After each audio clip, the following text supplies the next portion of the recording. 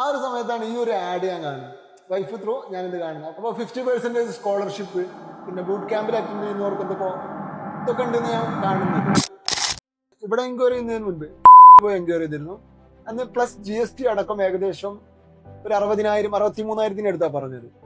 അതുപോലെ തന്നെ വേറെ 2-3 ഏജൻസികൾ ഇതുപോലെ തന്നെ എൻക്വയറി ചെയ്ത് നമുക്ക് പിന്നെ കുറച്ച്. അപ്പോൾ 3 മാസത്തിന് വേണ്ടിയിട്ട് അല്ലെങ്കിൽ 4 മാസത്തിന് വേണ്ടിയിട്ട് ഈ 50,000 60,000 സ്പെൻഡ് ചെയ്യുന്നത് എത്രത്തോളം പ്രാക്ടിക്കൽ ഞാൻ ആലോചിക്കും. ഞാൻ പറഞ്ഞല്ലോ മുൻപ് ഇങ്ങനെ ചെയ്തുകൊണ്ട് തന്നെ ഞാൻ 10 രൂപ ചെലവാക്കുമ്പോൾ ഇതിൽ നിന്നുള്ള റിസൾട്ട് എനിക്ക് എങ്ങനെ ഉപകരിക്കുന്നത് ഞാൻ നോക്കാറുണ്ട്. ആ ഒരു സമയത്താണ് ഈ ഒരു ആഡ് ഞാൻ കാണുന്നത്. വൈഫ് ത്രൂ ഞാനിത് കാണുന്നത്. അപ്പോൾ 50% സ്കോളർഷിപ്പ്, പിന്നെ ബൂട്ട് ക്യാമ്പിൽ അറ്റൻഡ് ചെയ്യുന്നവർക്ക് ഇതൊക്കെ ഉണ്ടെന്ന് ഞാൻ കാണുന്നത്. അപ്പോൾ അപ്പോഴാണ് എന്ത് ചെയ്തു ഞാൻ അങ്ങനെ വന്നത്. 50% സ്കോളർഷിപ്പ് ഉണ്ടെങ്കിൽ മറ്റേടത്ത് കണ്ട് പിന്നെ അന്വേഷിച്ചതിനെ പറ്റി അതിന്റെ പകുതിയല്ലേ വരുള്ളൂ.